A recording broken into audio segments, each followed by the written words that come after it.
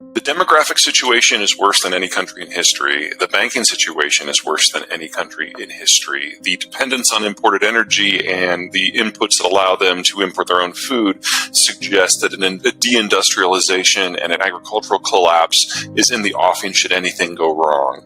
Their military is limited to a largely coastal fleet. Doesn't mean it can't hurt Taiwan badly. In fact, if a war were to be pulled off today and the Chinese did get their sneak attack in, they'd probably win because U.S. forces are just too far away and can't get there soon enough.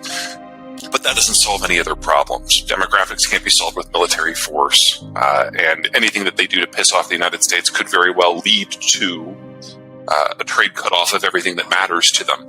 Now, the Chinese don't believe that will happen. They don't think anyone is that serious about defending Taiwan, and I would argue that's probably a miscalculation, but that's what happens when you have a cult of personality government.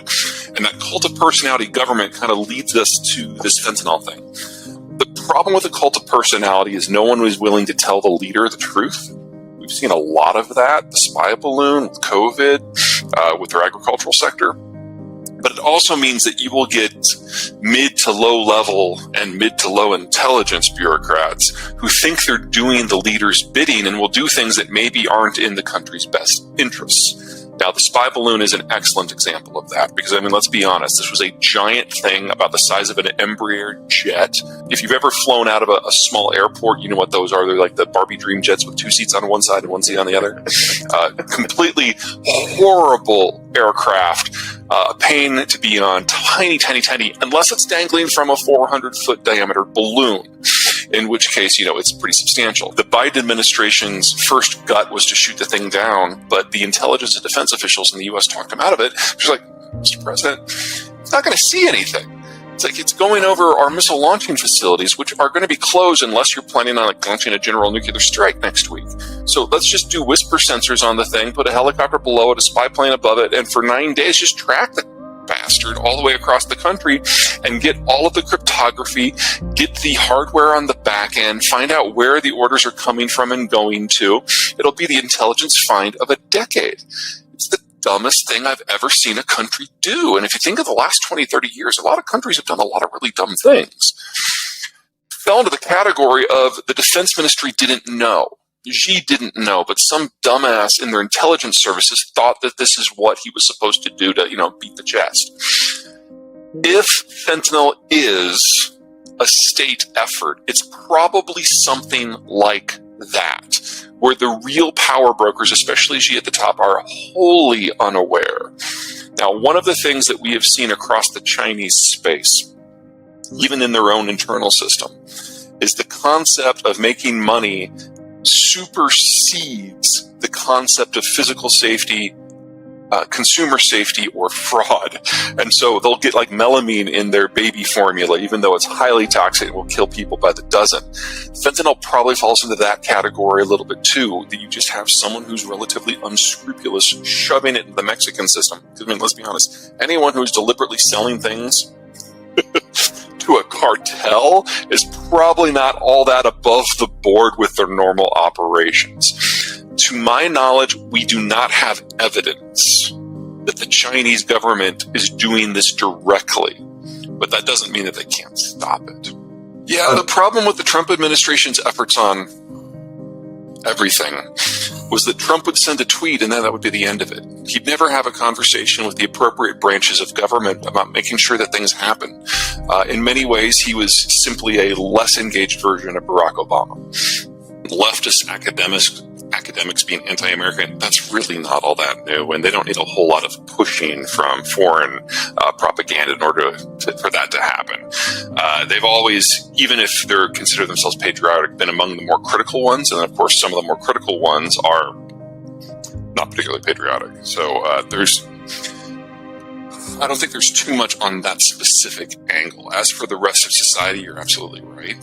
The Russians are far more successful at using propaganda to drive wedges, or more accurately, exploit wedges within American society than any other foreign power has ever been in any American era. At the moment, they have gotten the most traction and the most desperate attention with the MAGA crowd, because that is the only real faction of American society at the moment that is saying things that are anti-Ukrainian. And the Russians have started a war that is of significant size, and they're discovering that it's a lot more difficult than they thought it was going to be. So everything from supporting Donald Trump or encouraging people who are on the left to do something particularly dumb, they love some Tucker Carlson. And it's gotten to the point that we're now seeing a pushback in American society against that broad spectrum effort by the Russians. I'm not saying it's going to end. I'm not even saying the pushback is going to be successful. But I mean, look at the case of Tucker. He caused so many headaches for the folks at Fox that he got let go. I mean, he's literally going to cost them $2 billion over the next few weeks. I mean, that's a really good reason to get rid of a lion sack of shit that's basically repeating Russian propaganda.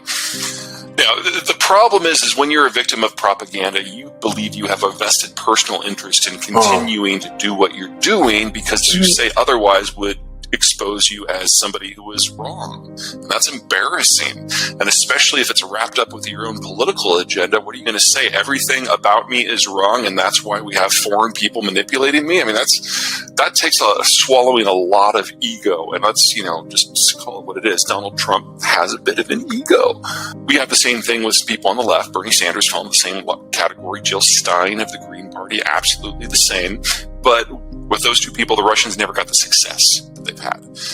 If Bernie Sanders says something about foreign policy, everybody's eyes glaze over. It doesn't generate a new movement. With Donald Trump, it did. Conservative populists, they existed long before Donald Trump came along, but they were kind of on the fringes of the political system. They've now had a taste of power. They're not going to go away. They are part of the web work, and they are ultimately going to be an indelible part of the American political landscape moving forward. Hopefully they'll get a little bit smarter about who they believe, but with all political factions that come in from the cold, there's always going to be an adjustment period. They're going through theirs now. As to whether or not they can ever gain power again, I don't think in the near term. From my point of view, the independents have been so horrified by what the Trump movement has done.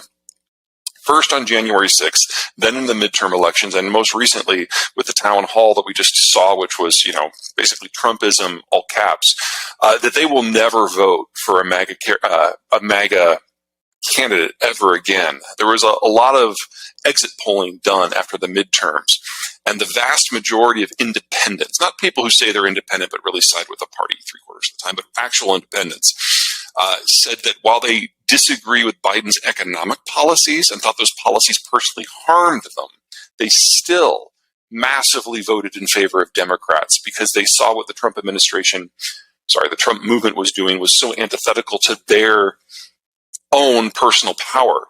Because from an independent point of view, you can't participate typically in the primaries.